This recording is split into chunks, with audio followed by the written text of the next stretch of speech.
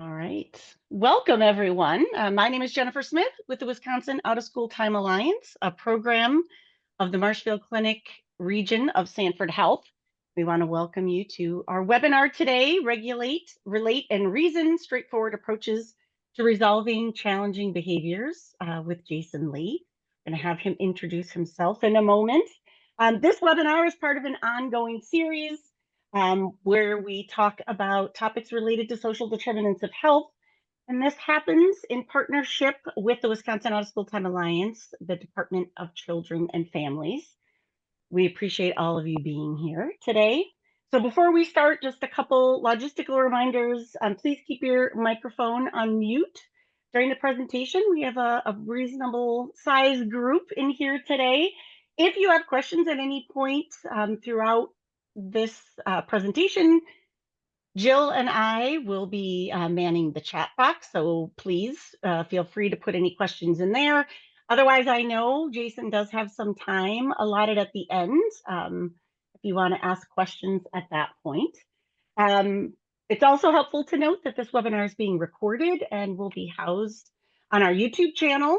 So if you want to go back and view it or share it with others, that link will be shared with all of you once that is up and ready to go. And our next webinar will be March 11th, and it will be Cultivating Connections, Enhancing Social Skills and Peer Relationships in Youth Programs. And I will share the link to that webinar if you are interested in participating in that one as well. Lastly, at the end, we will ask you to engage with a very short survey with 5 questions that I will launch as a poll. And we really appreciate you participating and engaging with that short survey. With all of those logistics aside, I am happy to welcome Jason Lee to our webinar session this morning. So Jason, I'm going to turn it over to you. All right. Well, thanks so much, Jen. I appreciate this opportunity.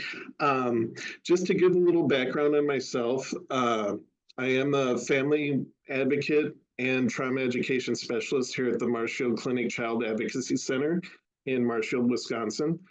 What that means is with our Child Advocacy Center, we do forensic interviewing for child abuse and neglect cases. And as a trauma education specialist, outside of the investigation part, we were utilizing what is called TBRI principles, or trust-based relational intervention. And we were using those to work with the families that we either saw or were referred to us from school counselors or county workers with children that were that came from challenging backgrounds, abusive homes, or in foster care. And so those caregivers would get recommended to us, where we would, my colleague at the time would present the TBRI materials to the caregivers on the best way to approach challenging behaviors and strengthening connection and relationships with them. And I would work with the children directly, working in an organic way to build trusting relationships with adults, having positive interactions, playing games, how to manage behaviors when we're losing games, just kind of developing those basic life skills that they might have missed out while being in a more environment that wasn't conducive to that. Prior to this, I was a behavior interventionist in the Boise School District for 13 years. I'm originally from Wisconsin and had the opportunity to move back, and was the district behavior specialist for the Marshfield School District for 1 year. And then this opportunity came up to work with the CAC, and I'm going into it'll be 7 years this August that I've been with the CAC. Just as another little background spot, by no means am I a therapist or a clinical practitioner. These principles are developed by Dr. Purvis through the Texas Christian University, TCU. And when I discovered these when I was working for the school district, I'm like, this is exactly the foundation or the approaches that I should have been doing all along. And believe me, I did it a lot of things incorrect throughout my time in working with schools or approaching behavior, because at the time, a lot of trauma-informed stuff this detailed wasn't available or being trained across the board. But when I was able to learn and get involved in this, it reads almost as some common sense. And the biggest thing to recognize is we're not just looking at the negative behaviors or the problem children that have these behaviors. These techniques and approaches can be utilized through all, or should be utilized ideally with all children that are having dysregulation. It's not conducive just to this type. It's universal, but it's based out of looking at addressing the initial needs of children from more challenging backgrounds. But definitely, I want to stress the universal purpose of these. So I'll start right in. So what is trust-based relational intervention, or TBRI? The TBRI is designed to meet the basic relationship and developmental needs of children and youth from hard places, as well as the needs of adults who seek to help them heal, learn, and grow. So in my presentation, it's not to bog you down with jargon, but to give you information and tools that, when applied, should allow you to approach challenging behavior in an informed, safe, respectful manner, while ideally keeping and strengthening a positive relation connection. TBRI has 3 principles. To help remember this, I've broke it down from the empowering principle to regulate, the connecting principle to relating, and correcting principle to reason. Just maybe the alliteration would help remember these core principles without going into too much detail for you. Empowering principles to regulate empowers learning and regulation by meeting physical and environmental needs. The connecting principle, or relating, create connections that disarm fear, gain trust, and enhance learning. And the correcting principle, or reason, shape beliefs and behaviors are dramatically effective because kids feel safe, connected, and empowered. So to give you a little better overview in Dr. Purvis's words is a video about TBRI.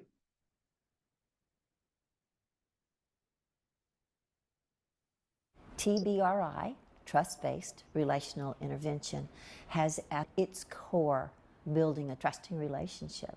It has 3 sets of principles, and they look at the child as a whole.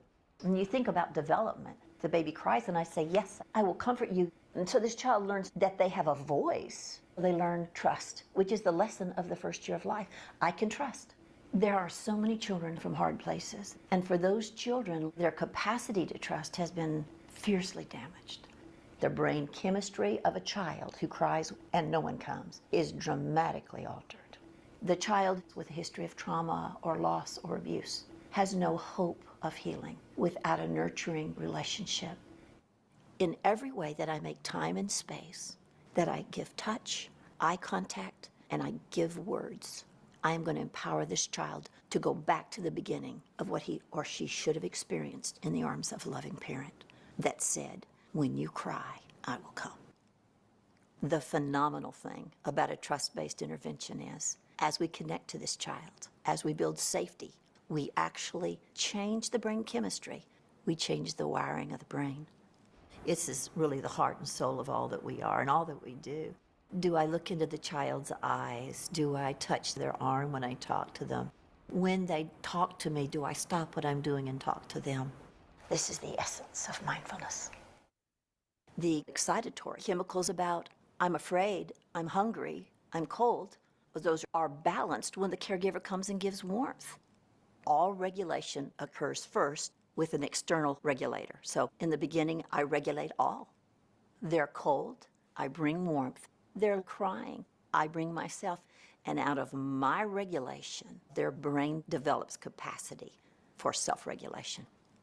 If this child didn't have this experience, that child doesn't feel safe. This chemistry can be altered, first by knowing they're safe. Second, by nutrient-rich foods. Third, by my environmental regulation of that child's emotion.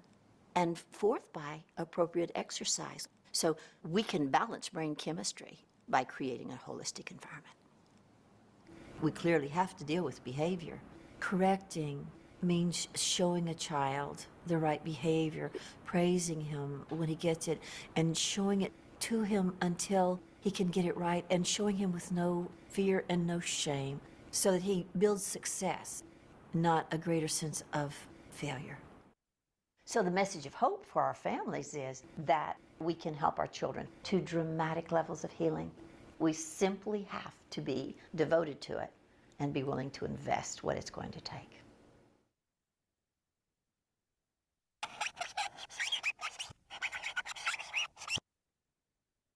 Okay. So what that kind of gives you an overview. I just want to go into, we're going to break it down into the next sections, regulate, relate, and reason. So some reflective questions as we go into the regulate aspect is, and kind of from that video, have I met the child's physical needs so that they can learn at their highest level, so that they can regulate? In the past 2 hours, has the child had water, food, or a sensory activity? We find those as being a very, when they're not, if they come from food insecurities, if they're wanting a snack, sometimes you can see that food hoarding behaviors because of insecurities. For being able to provide, that's also going to regulate the behavior, because that's one need they're not having to worry about at that time. Environmental or external aspects, is the environment conducive to optimizing learning and behavior? How am I managing transitions? Is the environment under or overstimulating? Example, too much noise, smell, too much light, etc. So I found going into a great why regulation is important will be explained in this video. Brad Schimmel would be one of the most extreme justices in Wisconsin's history. After this ad. Schimmel wanted Roe v. Wade It won't let me overturned. And he supports using an 1849 law to criminally ban abortion in Wisconsin, with no exceptions for rape or incest. The 1849. I don't know why it won't let me. Oh, there it will let me skip. Okay. You know that feeling when your alarm goes off on Friday morning at 5 a.m. Oh, to turn it off and go back to sleep.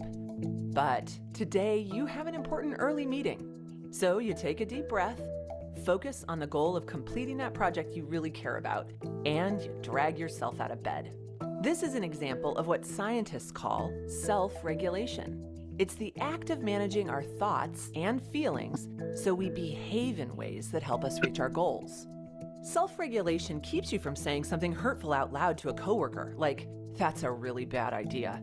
Or, when you disagree with someone, self-regulation looks like choosing to communicate calmly and respectfully, because it's more important to you to take good care of that relationship than it is to win an argument. We need self-regulation to stay healthy and to succeed in school or at work, in relationships, and in life as a whole. It's a skill worth focusing on. Some think that self-regulation is something you're born being good at, or not. But this is a myth. Anyone can build self-regulation skills over time, like a muscle. And as we build those muscles, we get better at important things, like managing strong emotions in healthy ways, staying on a task even when it's hard, and considering the perspectives of others so that our relationships can thrive. Research shows that adolescence is a critical window of opportunity for building self-regulation muscles, because just like in early childhood, the brain is growing and building connections based on youth's experiences. This growth really impacts those areas of the brain that support self-regulation. One thing to know is the term self-regulation is misleading, because we don't develop it by ourselves. Its development has much more to do with the people in a person's life and what's going on around them. When a person has nurturing and accepting relationships in supportive environments, self-regulation skills can grow. Whereas harsh or inconsistent relationships and stressful or chaotic environments short-circuit the development of self-regulation. Knowing that, just think of how important your influence can be on an adolescent's life. You have a powerful opportunity to help youth build their self-regulation skills by providing support through something called co-regulation. Co-regulation means having intentional interactions with young people that foster the skills they need to build healthy and happy lives. To co-regulate means to be caring, responsive, and accepting. Create nurturing, safe spaces to practice and learn. Teach and coach skills that build self-regulation muscles, all while practicing your own self-regulation. Co-regulation happens when we intentionally synchronize these actions as we manage our own thoughts, feelings, and behaviors. So often, adults take a step back from youth as they hit adolescence, when what youth really need during this time is the opposite. There are many ways to grow your skills as a co-regulator. We'll offer 3. First, practice improving your own self-regulation. It's good for you, and it's important to model when working with youth. Second, build warm relationships and nurturing environments. Imagine yourself as a young person in your program. Do you feel cared for, accepted, and known by the staff? Does the environment feel supportive to you as an individual? Third, coach self-regulation skills. Help youth reframe mistakes as opportunities to try something new and to build their self-regulation muscles. When youth practice their skills, they improve those skills and feel better about themselves. These things may be part of your practice already, but now you have a name, co-regulation, for the kind of support you want to provide. And there's always more to learn. As an adult working with adolescents, you matter. Don't underestimate the impact you can have on their lives. From how you greet each young person in the morning, to the coaching conversations you have, to how you react in front of youth when things don't go exactly the way you planned. Using a co-regulation approach can support a young person in ways that matter to them now and in their future. Fostering a co-regulation mindset is an investment worth making for all of us.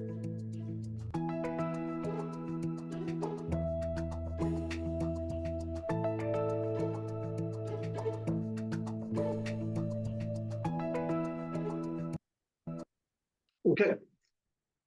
So with regulating, the goal is to prepare bodies and brains for success by meeting physical needs and to prepare an environment that meets the physical and psychological needs for children. So it's to see the need, meet the need when we can, and when it's appropriate.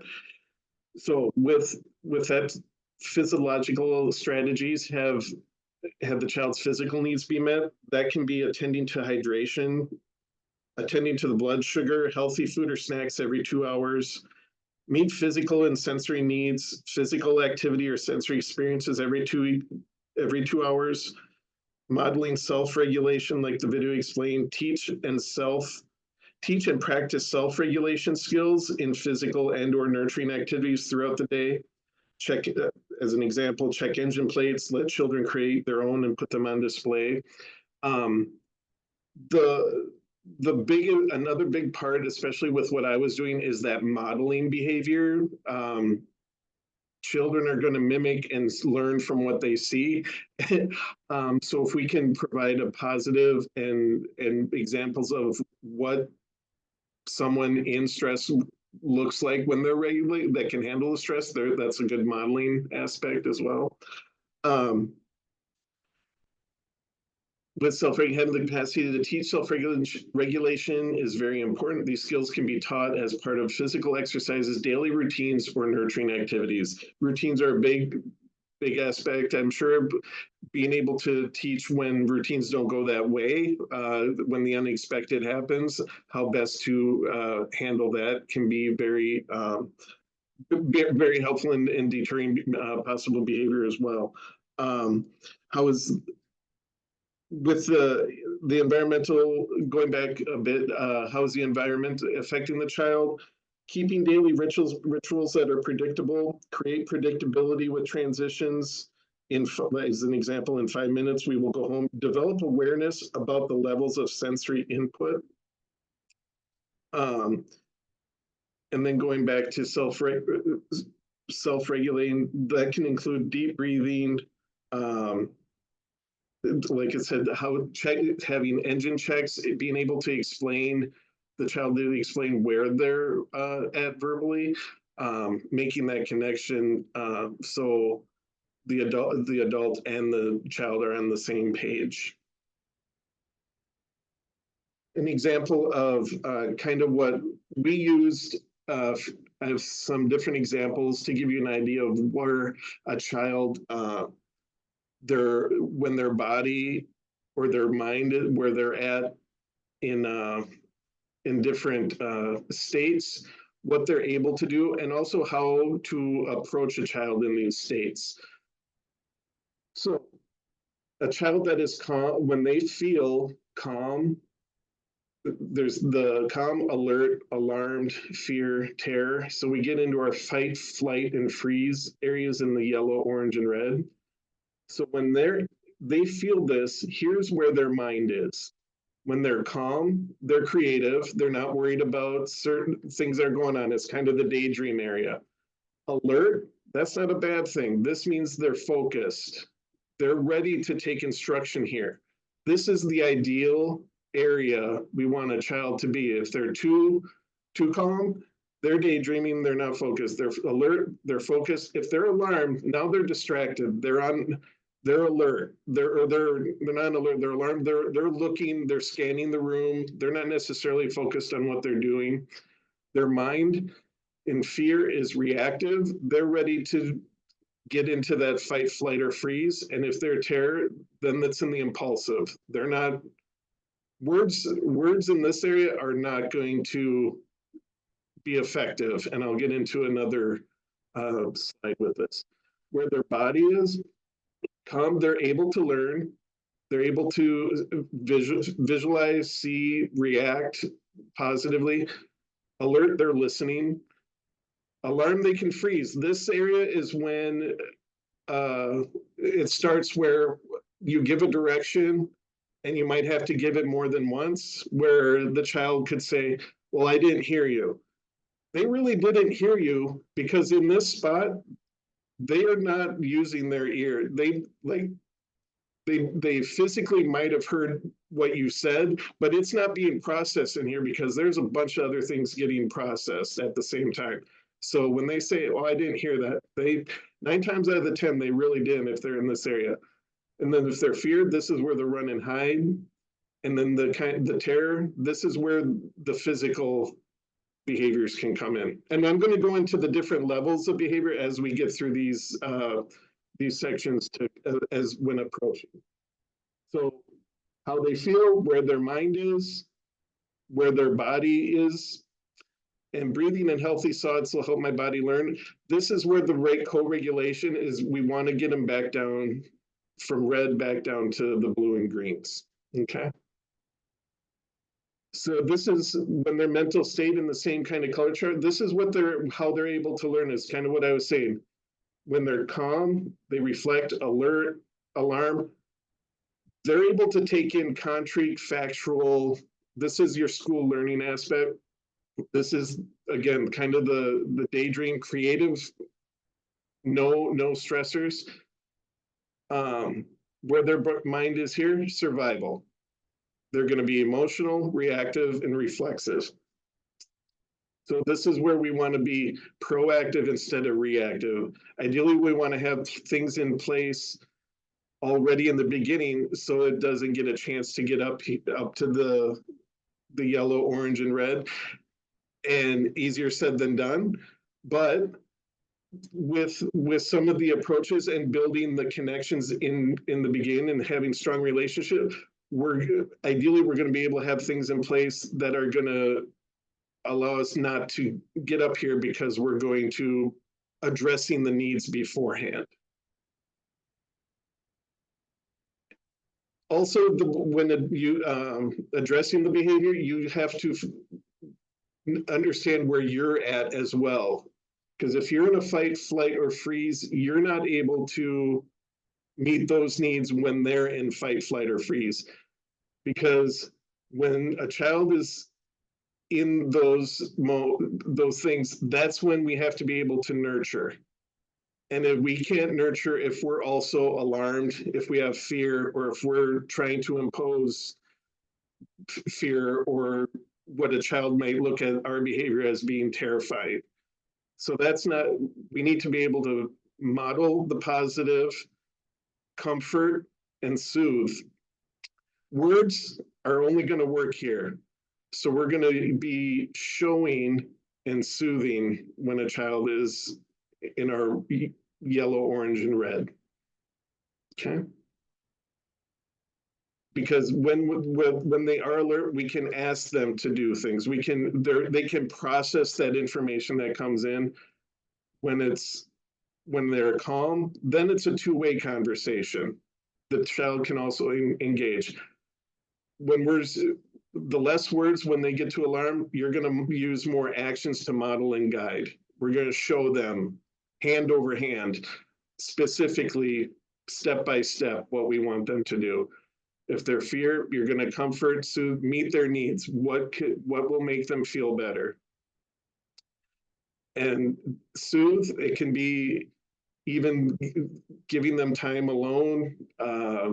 If there's a timeout space, that's a calming spot in your area. This is going to be the soothe aspect.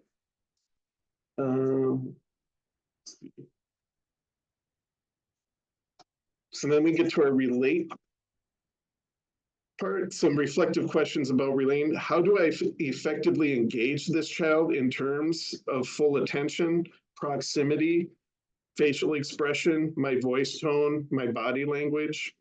Am I matching with body language, my position, my voice? Mindfulness strategies ask, what do I bring to the situation from my personal history? What does this child bring to the situation from his or her personal history? What else might be going on in the environment that is influencing the situation? So with the relate, or the connecting principle, the goal is to build trusting relationships that can help children and youth feel valued, cared for, safe, and connected. Disarming fear and building trust greatly increases the capacity for connection, self-regulation, and learning. So the next video I have is again from TCU and the TBRI program. It's going to show how attachment affects that relate and connection aspect. A little bit more detail, and the visuals help way more than I could ever go on in verbal detail about.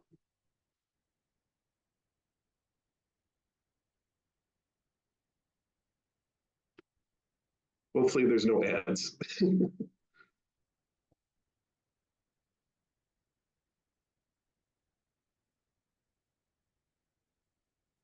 Young children use their attachment figure as a secure base for exploring and coming to understand the world. When they feel safe, they will venture out and explore the physical world and explore the social world. That sense of felt safety is a crucial aspect to feel good about moving out into the world. So building attachment is a matter of building connection. And that programming makes us resilient, sensitive to other people's needs, sensitive to our own needs, and a healthy, well-functioning human being. In secure individuals, we see that rich set of connections. When we talk about attachment, we're talking about the dance between a parent and a child. How well we're able to dance together will determine how well they're able to dance with other people later in life. We also know that my ability to dance with my child is determined by my past to a large extent. But we know that infants who become securely attached have parents sensitive to their needs. But here's the key thing. If they're separated, secure babies look distressed, but the avoidant babies did not look distressed. So they learn to mask this internal state of fear and anxiety, and that's the origins of the avoidant adult's experience. A person may do fine in situations that don't demand interpersonal connection, but when they demand that interpersonal connection, they begin to flounder. An ambivalent baby looks like a secure baby. They can be hard to distinguish. Both babies are distressed when the attachment figure leaves, The difference is what happens once they actually reunite. An anxious ambivalent baby, they want to be reunited, but once they're picked up, they may push away a little bit, or they may be stiff, or they may kick their feet. We know from research that parents of anxious ambivalent infants have only been available inconsistently. There's a fourth classification, and that's called disorganized. A disorganized baby has no clear pattern to the way they respond. The person who should be providing them security is a source of pain and hurt, and that shows up in their behavior. When attachment is derailed, we have kids who look angry, can't regulate their emotions. In TBRI, we talk about principles. Well, the connecting principles are designed to promote the kind of relationship that leads to secure attachment. And the engagement principles especially make a difference for children who come from hard places. So it's structure and nurture. But the good news is there's the hope that comes from knowing that this can be done. And the path is awareness. The path is mindfulness.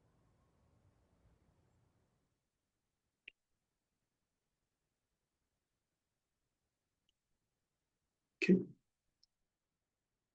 So some engagement strategies coming off of that with eye contact, healthy touch, behavioral matching, voice, tone, and playful engagement is as how do I engage this child? It's biggest aspect that I've used always in my past is getting down to their level. Eye contact, depending on culture, recognizing the cultural aspect of that, because some cultures don't eye contact can be insulting or a problem. Healthy touch, behavior matching, voice tone, playful engagement. We're going to go when I get into the levels of engagement for behavior, using a playful, somewhat silly aspect in these low level behaviors are going to be disarming and help building that connection to that it's not a punitive aspect. It's not an intimidating adult. I'm not facing, I'm in a safe space that I'm not going to get the reaction I do, say, at home or with this, or where if it was a more challenging home life, building those, strengthening those, or reinforcing the aspect of that the child is in a safe space. And then the mindfulness strategies. What do I bring to this interaction from my own history? What's worked, not just what's worked for you, say, well, with my kids, it's what thinking back even to your own parents or a trusting adult, what made you feel safe in that environment? What worked for you? And being able to recognize, yeah, there's consequences for behavior. There's always accountability, but let's approach it in a way that how are we both keeping intact that relationship in a positive way.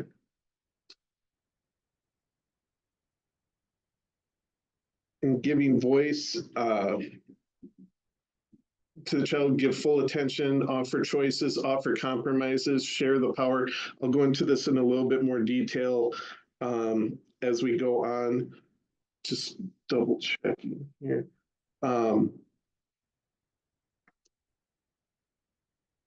But with giving voice is one of the most powerful connecting gifts that can be shared by any adult. Giving voice is a prime aspect of the attachment relationship between nurturing adults and children. Children and youth who have come from hard places typically feel they have no voice and are much more likely to use aggression, violence, manipulation, triangulation, and control to deal with adults and other children.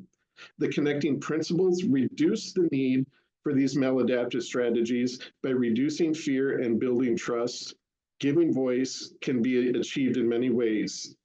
So by giving full attention, a child feels heard and valued. When an adult gives full attention and eye contact, even briefly, when we offer choices, when possible, the activities during the day, but make sure the choices you offer are ones you can live with, okay? We're not,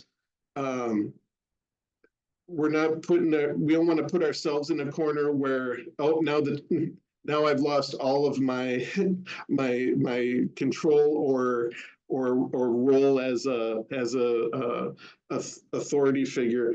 But we also don't want giving a choice like you can either do your 5 math problems or miss recess. Well, that's not a choice. We want a choice that benefits both the child and also the adult, getting a little bit of what each other's goal is. Offering compromises when possible, offer compromises about activities, events.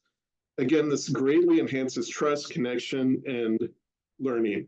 So a good example of a compromise is the child's playing a video game. Hey, do you want to turn that off in 5 minutes or 10 minutes? Giving them that choice, but also, or if the child says, well, how about 20 minutes? Well, how about I compromise with 5 or 10? Okay, and sticking to that, and they're going to take the 10, but again, here's a choice that you can live with if you set that precedent. Share power. Adults share power when they find ways to involve children and youth in the process of making decisions. Sharing power reinforces the adult's authority and at the same time creates connection and trust. So I'm just going to go to the next slide here. We're going into our reason. So this is where kind of everything briefly that I've been going through will lead up to, here's how we're going to look at that input, the interactions we have. Here's how we're going to use it in a correcting the behavior way. So proactive strategies ask, what does this child need to learn in order to be successful in day-to-day life? How can I teach these things during calm, alert, teachable moments? How can I use playfulness, nurturing activities to teach these skills proactively? And responsive strategies ask, what is this behavior really saying? What does this child really need? What level of response is needed here? Am I using the ideal response, which I'll go over? And how quickly can I get this child back on the train and moving with me? So that's kind of our reflective questions going into the reason aspect. So that ideal response is, you can kind of read through it. I'll go into a little more detail here on my notes. Get my right. With immediate, when the behavior appears, this is the kind of the guide we want to utilize if possible. And it's, again, a lot of information, but it can be used across behavior, but also is that basis for, okay, am I doing kind of a checklist of how to respond immediately within seconds when possible, engage directly with soft eyes, authoritative voice, physical proximity, and touch when possible. Efficient, maximize playfulness when possible, and use minimum level of response necessary for addressing the challenge. Action-based, help the child become an active participant. Example, redos, choices, compromises. Maximize learning by creating body memory for the good stuff. Leveled at the behavior, not the child. Make it clear that you are their advocate, not their adversary. And then the levels of response. So I want to go, sorry, I had to double check where I'm at. So I'm not going ahead.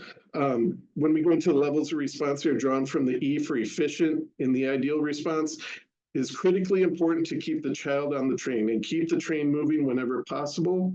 Solving behavior challenges quickly and effectively without breaking the connection between caregiver and child is a primary feature of this. The assumption that the behavior is driven by unmet needs is foundational to what we're going over with TBRI. When a child misbehaves, caregivers should ask themselves these questions. What is this behavior really saying? What does this child really need? How can I teach the child to get his or her needs met? How can I teach this skill at a calmer time? Caregivers can disarm a disruptive child by asking questions like, can you tell me what you need? How can I help you get what you need appropriately?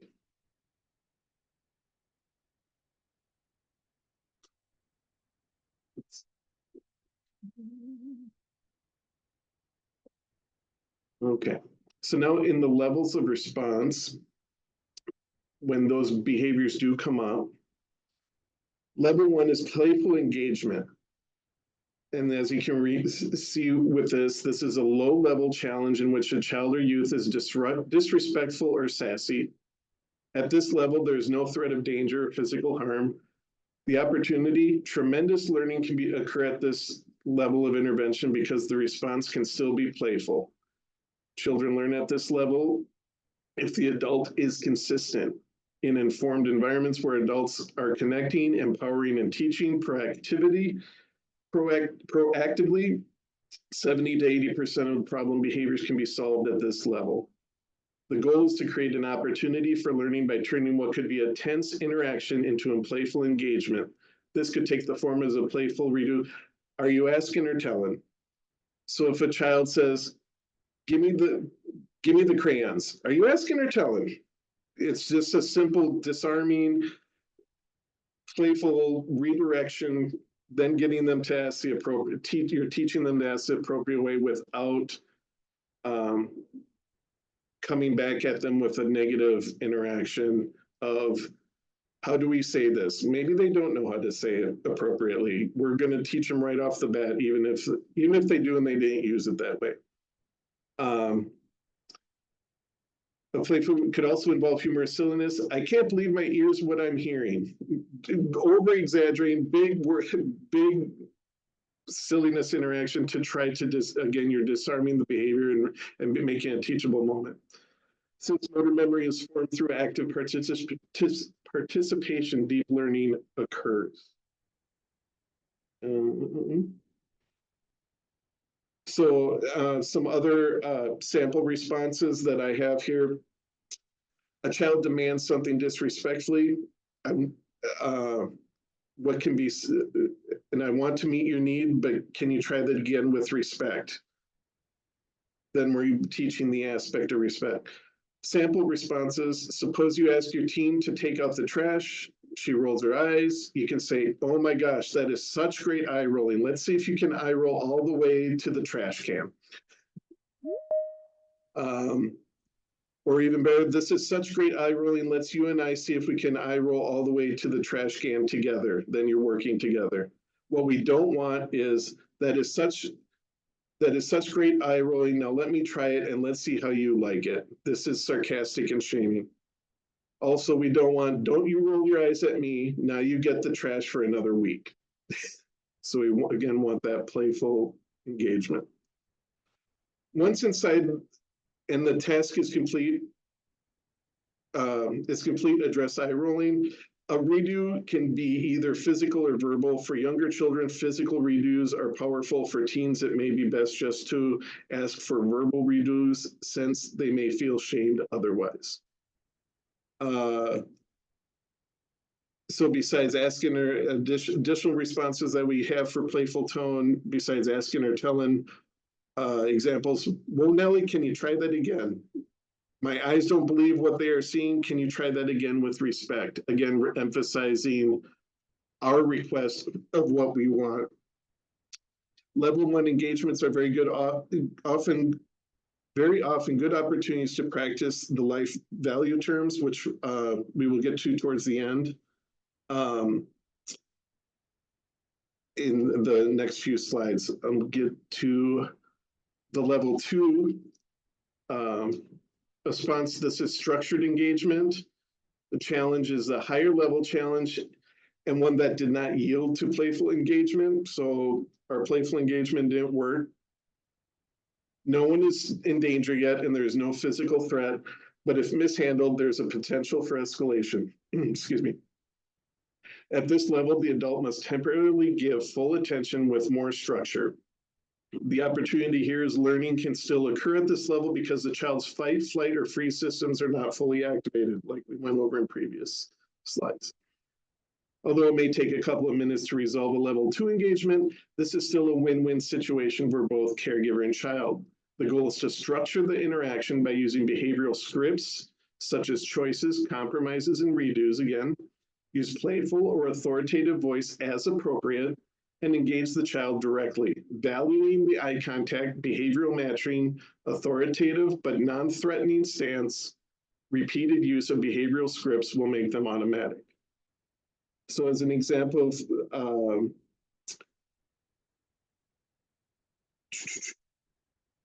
if say a child refuses to pick up their toys, the response you could have is you have two choices. You can pick up your toys now or after you eat lunch. Which do you choose?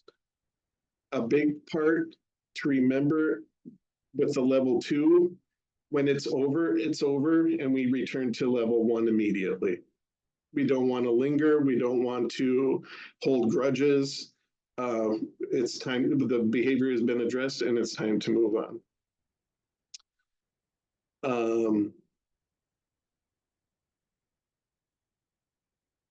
So the scripting of behaviors that was discussed kind of looks like this. I don't know how well it's big on the screen, but I can kind of read through it here. It says the best way to teach values to children who have attention problems and language deficit is by using simple and brief language. Keep your message short and sweet. Again, this is kind of going back to those charts too, with what they're able to take in at different levels of if they're calm, alert, or not. Always the fewer words, the better, long as we can get our message across in an appropriate way. We suggest a group of stock phrases or scripts that are designed to communicate life values simply. So show respect. Respect means not touching things, property, or people without permission. Your child needs to use respectful words and actions, plus show respectful body language, such as gentle eye contact, appropriate facial expressions, and appropriate voice. Even with this, when we're doing a high five, a simple activity like that, if a child really likes to wind up and slam, ooh, can we try, maybe not with the respect aspect, but this makes me think of, ooh, can we try that gentle and kind? Can we try that softer, please? And having them redo and really emphasizing how well of a job they did when it is the appropriate way. As number 2, ask permission. To reinforce the concept that your child needs to turn to safe adults for guidance, use the phrase ask permission. Children from hard places often want to be in control of everything. Asking them to ask permission before they act helps break that cycle. Number 3, listen and obey. You should not have to scream or yell to gain your child's cooperation. Instead, calmly remind your child to listen and obey. Playing games such as stop and go, red light, green light, or Simon Says is a fun way to help your child practice this concept. And then the gentle and kind. Many at-risk children don't understand how to modulate their own behavior. Gentle and kind helps them develop empathy and respect for other creatures. It's also heightens self-awareness so they can better regulate their own behavior. Besides doing the high fives, another good one is when they're picking up toys and they like to throw them across the room or slam them into a toy box or pile them up. Another good way of, can we try that again? Can you do that gentle and kind, please? Can we try that more gentle, please? And then showing them, teaching them what gentle looks like, what soft approaches look like. Number 5, consequences. Children need to be introduced to the concept of consequences as part of learning to make good choices. By helping children understand the consequences of their impulses, they will begin to learn to self-regulate. So this is a big thing with me. It's, the consequences are a learning. I can't emphasize enough how much consequences are a learning aspect. When the behavior that you don't want to see is done, being able to teach the appropriate behavior so it doesn't happen again is key. The hard part is when we look at punishment or the word punishment. That is a way, to put it the most bluntly I can say, is the child's not learning punishment. That's getting revenge. For the adult is getting revenge in that aspect, and maintaining their sense of power. There's no learning. There's just imposing fear and getting the child to do your will without understanding what's happening or why this is happening. So that's my kind of, without going into the much overly detail, and which can be, I'm sure, a debate, just getting into the semantics of the definitions of it. The emphasis for so behavior doesn't happen again is teaching why it's a negative and how to do it appropriately. And then we come to no hurts. No hurts means don't hurt people with your words or actions. This short phrase is easy even for small children to understand. It echoes other life values such as showing respect and being gentle and kind. We use that in our waiting area is called the treehouse, and what I would do when our children would come for with their caregivers for their sessions at the clinic here, emphasizing the no hurts with the child. But that doesn't mean just physical. There's no one's going to hurt, reassuring the child that no one's going to hurt their body, no one's going to hurt them with words, and they're not in danger in the area. Just as I don't want, and explaining to them, no hurts also means I don't want my body hurt. I don't want words used at me that are going to hurt me, and I want to be in a safe area. So not only does it apply for them, but it applies for me as the adult too. And then we come to level 3 of the response. Make sure these are going to be the higher ones, and I'll kind of go through these. I'm just noticing our time, because I know if there's questions, I won't be able to get to those. The calming engagement. The challenge is at this level, the challenge is accelerated and the child or youth may be at risk of becoming violent. Adults must remain laser focused and attentive in order to help the child de-escalate. The opportunity here, and an unexpected opportunity, arises out of this more significant level of challenge because the child will learn to trust the adult who can see them through this hard place. Handled correctly, a level 3 challenge can become a tremendous opportunity for connection and growth. Give the child an opportunity to self-regulate. Another goal is to prevent a full-blown crisis. Adults must remain calm and focused. Voice should be firm but not threatening, using fewer words and talk more slowly because cognitive areas of the brain are less active during these fight, flight, and freeze times. Kind of as we went over in the charts before. Level 3 engagements, great place to ask questions such as, what do you need right now? Or can you tell me what you need? And again, when it's over, we are going back. The biggest thing of this too is when they're in this phase, there is knowing when to use the phrases, what do you need right now? Or can you tell me? Because they're not going to be able to. This is going to take some de-escalating time or some time for them to get back even to that yellow alert, the above alert area, the alarmed or alert area, so they can even hear what you're trying to say right now, so they can process. Additional strategies for calming engagement: create a calming space.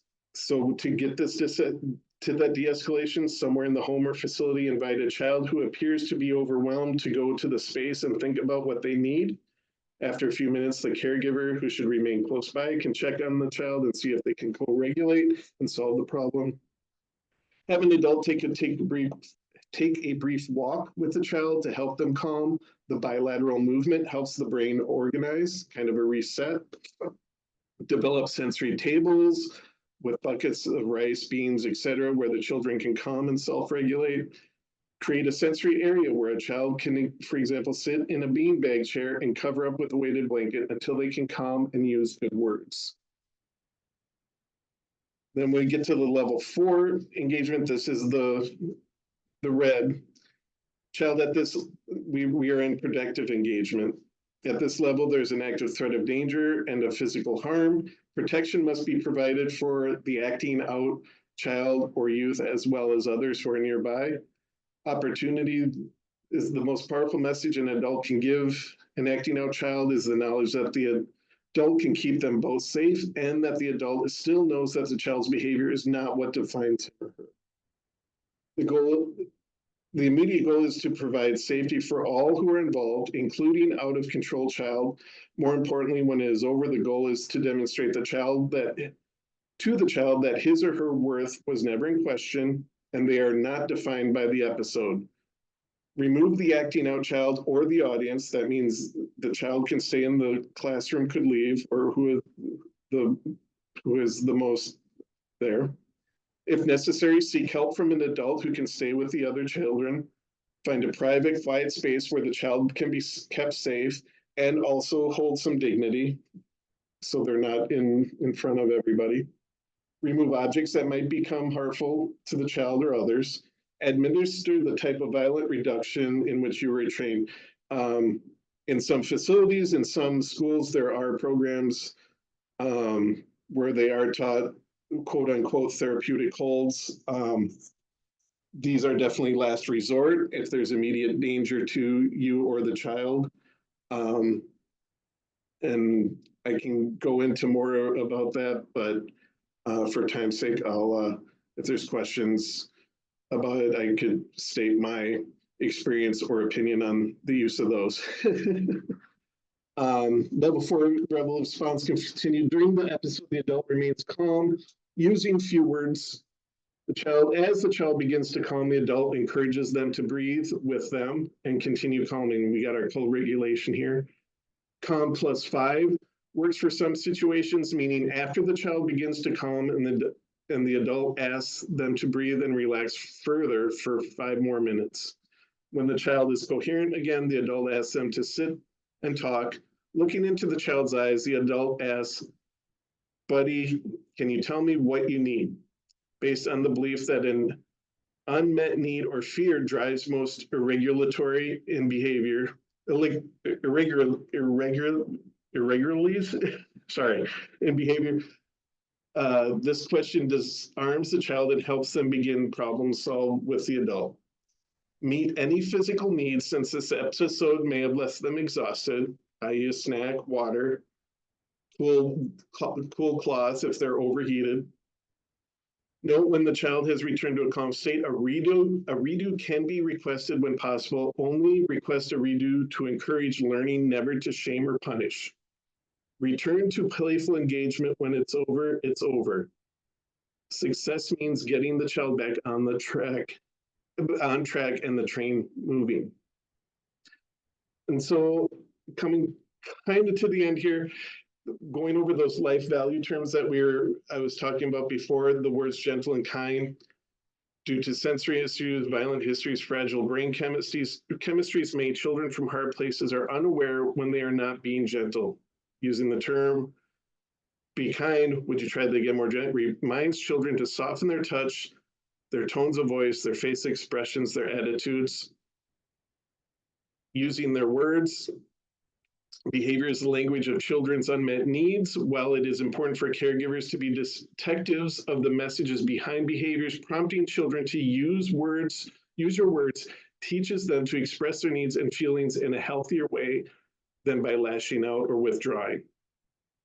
With permission and supervision, it is imperative for children to learn that adults are in charge and responsible for keeping them safe.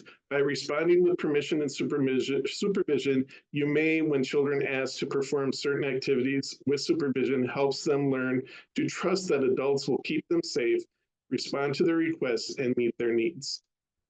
Asking or telling, when a child needs something from an adult but asks with a demand, even without the intent of disrespect, such as "give me that water bottle," the caregiver can playfully respond to the child, "Are you asking or telling?"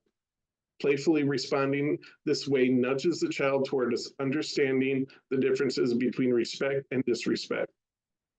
with respect, simply saying, try that again with respect, or let's remember to treat our friends with respect, encourages children to be mindful and respectful in tones of voice, facial expression, words, and body language.